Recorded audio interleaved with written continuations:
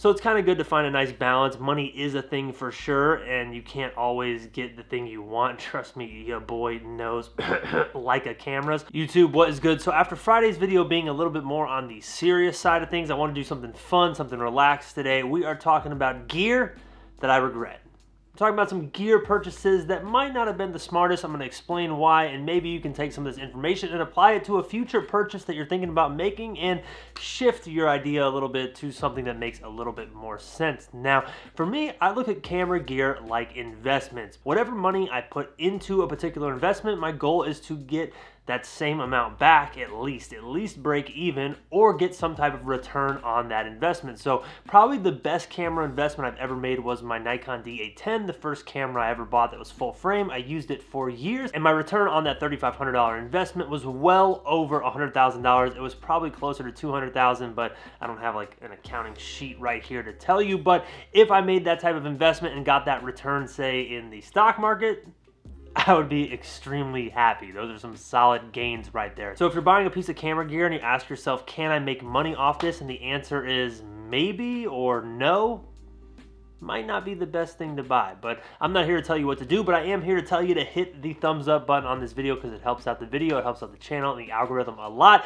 Let's get into it. The first purchase that I just gravely regret making is this right here. It is the Zhiyun Crane 2. Now, I used this on one project where I needed it. It was very important that I had it for that particular project. I went ahead and picked it up. Now, if you reference my investment analogy that I made at the beginning of the video, technically this thing was a good investment because I did get my money back out of it. The project that I used it on ended up basically paying for it. The client loved it. They booked me a year later for something else. So I definitely made my money back on that thing. I just never use it. It's not worth me having this. I should have just rented it. I should have borrowed it from somebody. I should have, I don't know, maybe put the money into something else. Yes, I did make the money back, but it would have made a lot more sense for me to say spend that $550 to $600 on something like a printer that I actually would use all the time. Now, speaking of things that don't make a whole lot of sense and I could have been smarter about the way I spent my money is this lens right here, the Nikon 85mm f1.4G. I think in hindsight, I could have took the money that I spent on this, which was close to like $1,600, $1,800, and just split that in half and maybe bought the 85mm f1.8G, which is still a fantastic lens. I don't know if it has a G on it, don't quote me on that, but I could have gotten the Nikon 85 1.8 and maybe something like a macro lens. Both of these I could have used for product photography potentially, but I would have gotten two lenses for the price of this one. I've never actually taken full advantage of the fact that this is a f1.4. I rarely stop it down to that, and most people say that you buy a 1.4 so it can be sharp at f1.8. I do agree with that, but for the most part, I've just never needed all the glass and everything in this. And to make it worse, on a shoot a long time ago, I scratched the front elements, so I've always had a very rough time trying to sell this.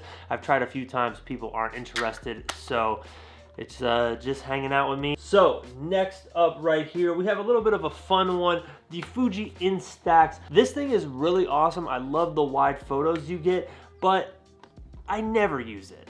I thought I was going to use it a lot more. I thought it'd be something I could just throw in my camera bag and mess around with and make Polaroids, because Polaroids are fun, but I don't know. It's just too big. It's gigantic. Luckily, these things aren't extremely expensive, but I do wish I had bought something maybe a little bit smaller because I would actually throw it in my camera bag and actually use it, where this just ends up looking like kind of a cool like prop for my shelf when I'm making videos. It's like ridiculous. Look how big it is. So next up we have the DJI Phantom 3. Now these things were very expensive when they first came out. I think this one was like $700 or something like that. Now I'm anti-drone. I will not own any drone that is not named the DJI Mavic Mini and possibly the DJI Mavic Air 2. I think that's what that thing's called. I can't keep up with all the names. I've never been someone who has really made a good amount of money with drones. It's just one of these investments where I'm not super into it. I haven't built like a business model or established contacts or anything like that around drone video or photo. So for me,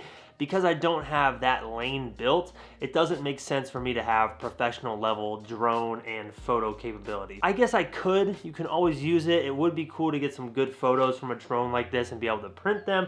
But there is a huge caveat to all that. That is the vocab word of the day, caveat. Write it down and hit the thumbs up button. Basically, to have a drone in America, I'm not sure about other countries, there are so many regulations involved. FDA or the FAA, the FCC, I don't even know. They always got to get involved and start meddling in your business. But if you have this drone, you don't have to deal with any of that stuff because of how light it is. So for me, I just get the job done with this thing because I do not want to deal with all the hassles that come with having a real professional drone. And I've never really took the time to learn how to fly a real professional drone, which I could take the time to practice and learn. I'm not saying that it's impossible. I'm just saying I haven't done it. So I crashed this one, I've crashed other drones before, and just for me, until I get really good at flying this drone that is much less expensive, I don't think I'm ever gonna deep dive onto a really expensive drone again. Now, next up is actually a piece of equipment that I sold. I no longer have it. It is the Fujifilm 8 to 16mm 2.8, and there's one major reason why I had to get rid of this thing. I was really excited when I bought it. It's an ultra wide angle lens for Fujifilm. And the biggest problem was it doesn't take a filter on the front because it has this bowl-shaped crazy front element that gets you that ultra-wide look. You just couldn't put a filter on there. I purchased it mainly to use for video, and I could just never like get it going the way I needed it to. I couldn't use a polarizer. I couldn't use an ND filter, and when you're doing video, a lot of times you need ND filter, especially when you're doing vlogs in the middle of the day. And it just was one of those things where I was like, maybe I should have just stuck with some of the less expensive Fujifilm wide angle lenses. I think they have like a 10 to 16 or something like that that does take a filter, and that lens works really well. It is an f4, but for me, the 2.8 was unnecessary. That was definitely a bad investment because that was a very expensive lens, and I really don't think I made much money off of it outside of the stuff I did on the YouTube channel. But when I sold it, I was able to get a decent amount of that money back. So all in all, kind of broke even on that one. But it was just one of those things where I got really excited and thought, I know this is going to be a problem. I know this thing can't take filters, but I'll work around it. I'll make it work. I should have just listened to myself. If you think something is going to have issues before you buy it and you convince yourself to buy it anyways, that is a huge red flag. Now, the last thing on this list today is probably the most important, and I think one of the biggest headaches that I've had of my entire career, and it has to do with file organization. I wish from the jump, within the first year I started photography, maybe within the first year of me doing this as an actual profession, I wish I just would have bought a massive hard drive system, maybe like a Lacey Tower, 12 terabyte, something like that. Yes, it's a huge investment up front, but now I have multiple smaller storage hard drives. Like this one's 2 terabytes, this one's 2 terabytes. I do have another one that I've been using for years now that is larger, but these still need to be backed up and moved. It's just not organized having things on multiple hard drives and having to remember, okay, from 2014 to 2017 it's on one drive, and then from 2014 to 2016 is on another drive. But because I finally got that other one, I've been using it for the last 4 years.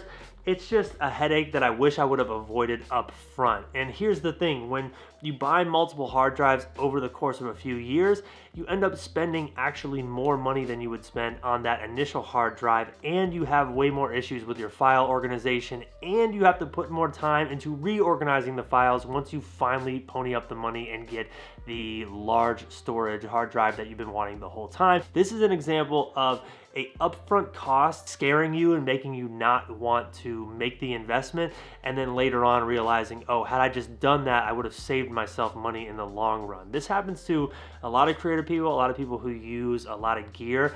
They'll buy maybe a cheaper computer because they don't want to spend a lot of money up front, but then they end up replacing that computer in 2 years because obviously they've outgrown it. Their workflow is too intense for the cheap computer that they started with. So it's kind of good to find a nice balance. Money is a thing for sure, and you can't always get the thing you want. Trust me, your boy knows Leica cameras. If you can, maybe try to save that little bit of extra money. Maybe try to plan a little bit more, a little bit farther out, so you can have the gear that is going to last you in the long run and work a lot longer, so that way you don't have to keep spending money to upkeep it or get the new thing that works better. I definitely regret that with hard drives, and I regret that with computers. I should have bought a powerful computer like the iMac I use now a long time ago. I waited too long. It's really sped up my workflow and helped me out a lot upgrading that computer. So that's pretty much everything I want to talk about today. That's some gear that I regret. Hit the thumbs up button for me. Subscribe if you are not yet. Y'all are the truth. I'll see you next time.